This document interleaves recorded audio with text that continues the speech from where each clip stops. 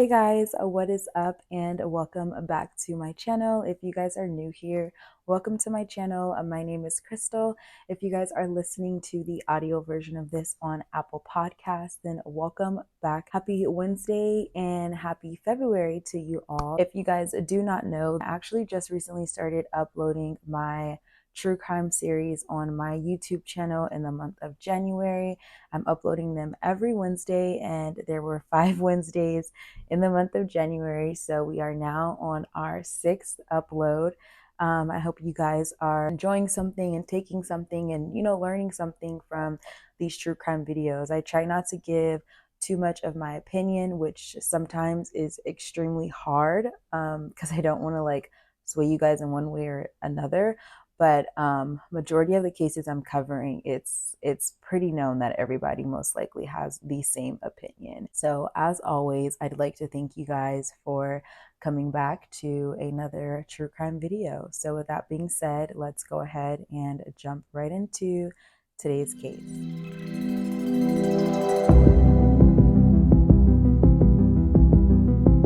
So this case is a little bit different than the cases that I have done in the past month because this case actually involves road rage. And I do know that road rage over the years has become a huge thing. I know in some states it's probably worse than others. Me, myself, living in the greater Los Angeles area in California, a lot of people have road rage. And to get where so quickly, I have no idea. But unfortunately, this case is about the murder of another young Black woman during a road rage incident. Actually, I'm not sure. You guys can actually let me know down below in the comments if you guys think that this was road rage driven or a hate crime. I'd like for you guys to let me know, and I'll tell you guys my thoughts and my opinions as always at the end of the case. So like I said, this video is about a road rage incident that ended the life of 18-year-old Bianca Roberson. So here's her story. Bianca Nicole Roberson was born on October 17th, 1998 in Westchester, Pennsylvania. Her parents were Michelle and Rodney Roberson. She was known to have a great relationship with her friends, her family, and she was known to be a happy, bright, smart young girl.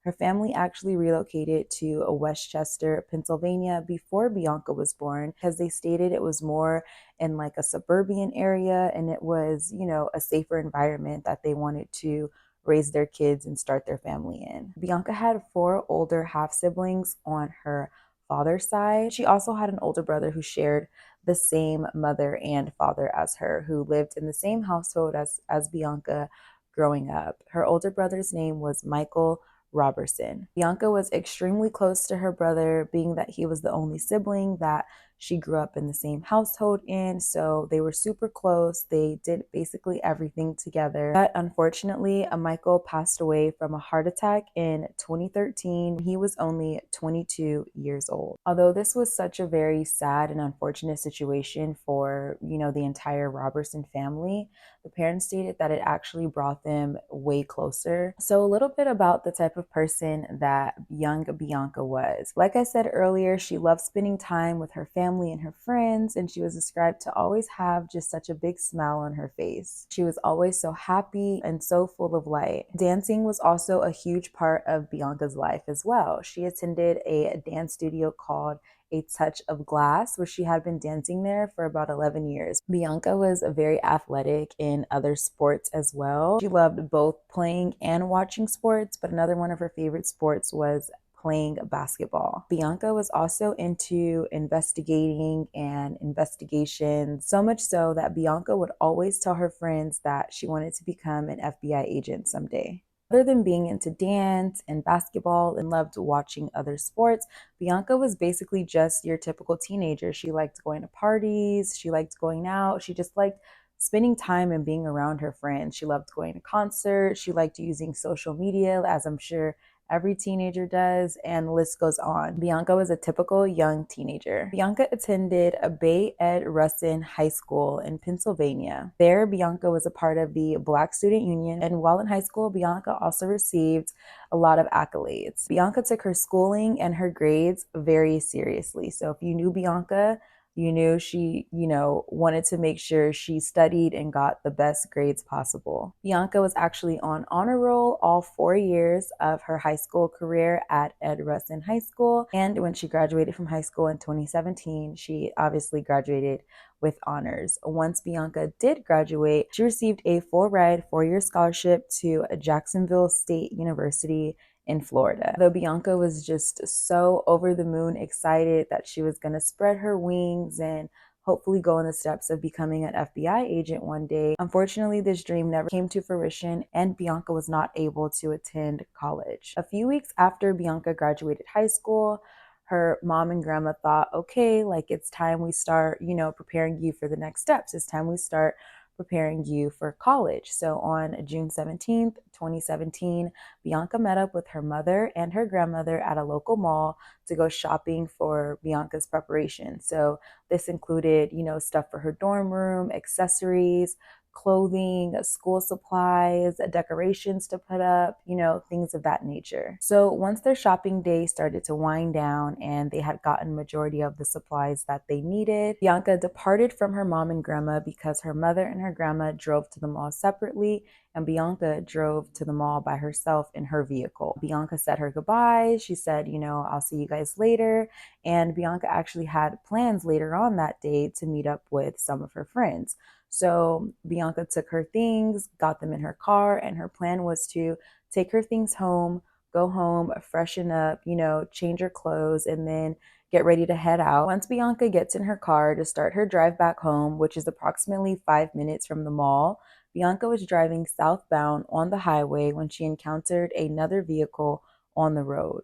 As Bianca began to merge on the freeway, there was a man in a Chevrolet Silverado red pickup truck. Now, if you guys know what that car is, it's not a small car. So this man was driving this red pickup truck and he was also merging onto the freeway as well. Bianca was driving a blue Chevy Malibu. As they were both attempting to merge on the freeway at the same time, it is assumed that the driver of the Chevy red pickup truck started to get angry at Bianca. People think that he started to get angry because he was trying to merge while Bianca was trying to merge at the same time, and he basically wanted to merge in front of Bianca, and maybe either of them were in each other's blind spots. That part is really unknown. You can't really, tell their communication on the CCTV footage from the freeway, but you can see both of their vehicles attempting to merge on the freeway at the same time. So after this, it's assumed that the driver of the red pickup truck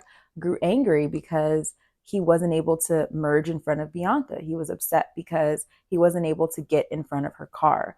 So in the midst of this, the driver of the red pickup truck then reaches for his gun and shoots Bianca. After shooting into Bianca's car, Bianca lost control of her vehicle. Her vehicle spun off of the road and she ran into a tree on the side of the freeway. The man driving the red Chevrolet pickup truck was later identified as David Desper. After shooting into Bianca's car and ultimately killing her, David, the driver of the red Chevrolet pickup truck, sped off of the freeway and decided to go to his friend's house to hide out for some time. The fact that David just immediately jumps off of the freeway and doesn't go to his house, goes to his friend's house to hide out, David immediately knew that he was in the wrong. Being that it was in the middle of the daytime, there were a lot of passerbyers, there were a lot of bystanders, so authorities and 911 were immediately called. When dispatchers arrived on the scene, unfortunately, Bianca was pronounced dead upon their arrival. So by now, investigators, the fire department, the police department, and ambulance are all on the highway there to investigate what happened. From afar, it just looked like, Bianca's car spun out and she hit a tree. But once investigators started to creep up on Bianca's car and, really look at her, see if who's in there, see if they survived, that is when they realized that Bianca was actually shot. This is when Bianca's family were also being notified that Bianca not only was no longer with us, but she got into a car accident and was actually shot on the freeway. In the midst of all of this, David, the driver of the red Chevrolet pickup truck and Bianca's killer, he decided later on that day to actually take a trip to the beach with his friends and continue about his day as if he didn't just kill a woman on the freeway.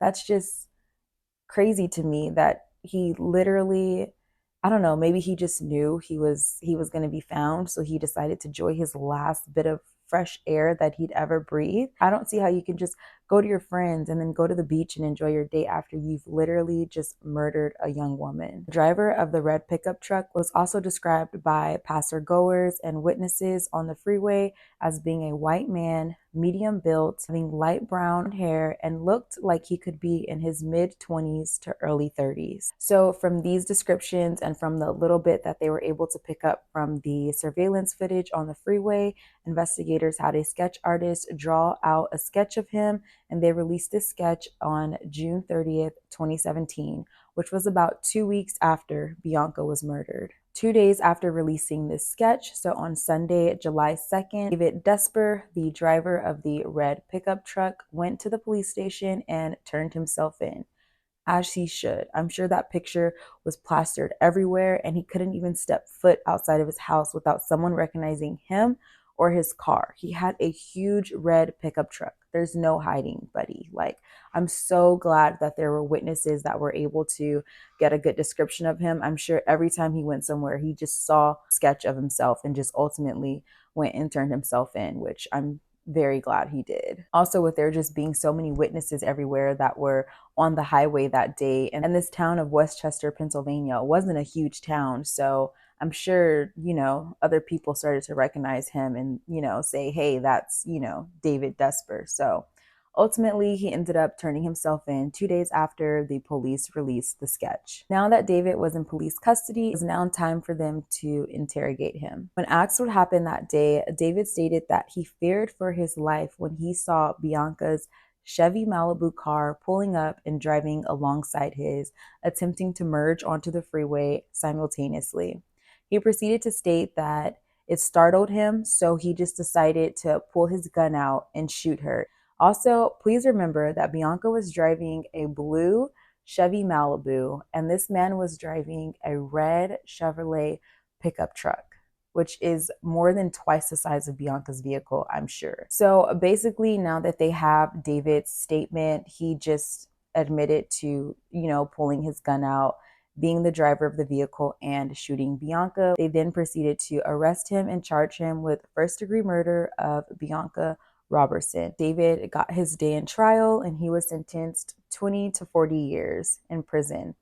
I personally think that David should have gotten life in prison because I believe it was first-degree premeditated murder, because David sure enough had enough time to process his thoughts and think, what should I do? And to me, if you have enough time in a split second to think, what should I do? Oh, this person's not letting me over. Let me pull out my gun and shoot them. That's premeditated because you had enough time to stop yourself. That's my definition, and that's how I receive premeditated murder. I'll leave a definition here on the screen as first-degree premeditated murder, but nonetheless, David received 20 to 40 years in prison. At David's sentencing, the judge made sure to make it very clear that he took a young woman's life who posed no threat, fear, harm, or imminent danger to him that day on the freeway. Like I told you guys before, this town was so small that the news, as soon as it happened, spread like wildfire. So, it was all over social media. Once they got his sketch out, it was posted everywhere. So much so that even David's mom posted on her Facebook page to help find the killer of Bianca Roberson. When she posted this onto her Facebook page, she had no idea that her son was actually Bianca's killer. So when David's mother eventually found out that David, her son, which was probably like 3 weeks later, when she found out that her son was the killer of Bianca, she expressed her deepest sorrow that her son was the one that did this to their family and took Bianca's life away. She spoke up and she addressed Bianca's family and, like I said, expressed how deeply sorry she was and said that her son deserved the sentence that the judge gave him. And today, I think the judge was pretty fair in her decision that she made today, and we're comfortable with that. We know Bianca. We'll never see our daughter again, but he has 20 years, and he might not even get out after that. So we're okay with the decision today. How painful was it to hear the words this morning, the impact on all the friends, the family, yourself, certainly? Well, to me, I mean, you expect for family and friends to do that. No matter what kind of crime we commit, somebody's always going to say how good that person was. So it didn't affect me that much because I expected them to say that. I meant from Bianca's friends and family members. Oh, Bianca friends and family. Yeah, well, it was touching from me at the time it happened because I never knew that Bianca had touched so many people. I never knew, and her friends was pulling me aside. I just want to tell you about your daughter, and a lot of things they was telling me made me cry because I never knew these things about my daughter. I had a personal relationship with her, but she had a relationship with a whole lot of other people that I didn't know how sweet and kind she was. I knew she was respectful to me. Yeah. Make you feel slightly better? David said impact you today? No, not at all. Not at all. Nothing. Not anything his family said.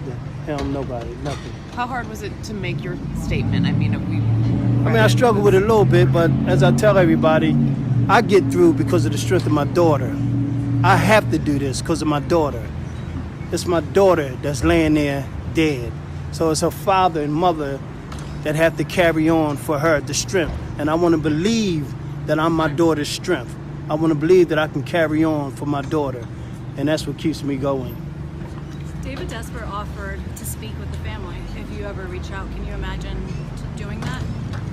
I have no reason to speak with him. No, not at all. I'll never see my daughter again. So I don't need to talk to him about anything. The decision today has been made, and that's it. thank you so much. Even though Bianca's family did receive some type of justice from the system by putting her killer into prison, this tragic case still left Bianca's family heartbroken and extremely impacted. They will never get to see Bianca go to college. They'll never get to see her graduate from college. They won't get to see her accomplish her dreams in becoming an FBI agent one day. They won't have the chance to see Bianca get married. They won't have the chance to see her start a family. They won't have the chance to see her become a mother. And most of all, they won't be able to see Bianca smile or hear her laugh again. Bianca's mom stated in court, and I quote, "I never get to hear that word, mom, again," end quote, which was beyond heartbreaking because if you guys remember, Bianca's mother lost her son, Michael, in 2013 when he was only 22 years old from a heart attack. So to lose her son and then now to lose her daughter, it's beyond sad. So unfortunately, Bianca's mom has lost both of her children. Bianca's father also stated in court, and I quote, "My questions for the defendant are simple. Why in God's name did you shoot my daughter? Because she was young? Because she was Black? Because she was a girl? Because you wanted to go first on the road? Because you had a bad day?" End quote, which I'm sure questions that everyone has, which is kind of why before I started this story, I said, this was a road rage incident. But then when you really start to think about it, this man was white, Bianca was Black, and, it could have been a hate crime. It could have been the road rage mixed in with, because Bianca was Black. Like I said, some speculate that this was a hate crime because it was just so senseless and so extreme to think there's no way that he would get so upset from merging onto a freeway to shoot someone that it has to be, hate crime driven. And others, like I said, disagree and think that it wasn't a hate crime, and they think that he just really wanted to merge first that day on the freeway. I don't know. You guys can let me know now that I've shared the story with you guys down in the comments if you guys think this crime was hate driven, if you guys think this crime was racially driven, if you guys think this crime was road rage driven. I'd love to hear you guys' thoughts. Me personally, I think he was very upset and very self-entitled and being a jerk that day and wanted to go first. He looked over, saw a little Black girl, and did not care about her life.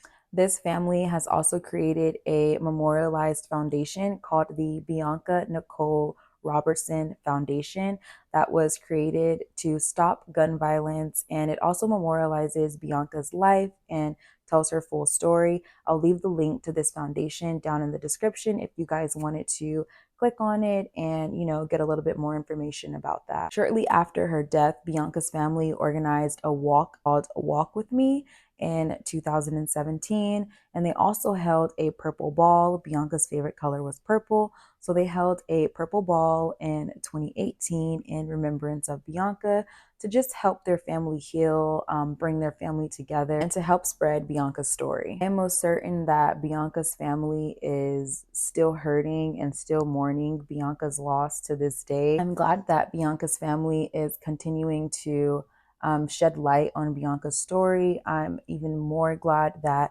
Bianca's killer got his day in court and was sentenced, and I hope that he stays there and never gets out of jail. David Desper received a sentence of 20 to 40 years in prison. David was 29 years old in 2018 when he was sentenced. So if David were to be released on good time, he could be released when he is 50 years old and still be able to get out and live a free life, which I completely disagree with. So I'm definitely gonna, continue to follow this case as the years go by. This, unfortunately, was just another senseless murder of a young African-American woman. That's gonna be it for me today, guys. Thank you once again for tuning into another true crime video. And again, if you're listening on Apple Podcasts, thank you for tuning in to another true crime Apple podcast.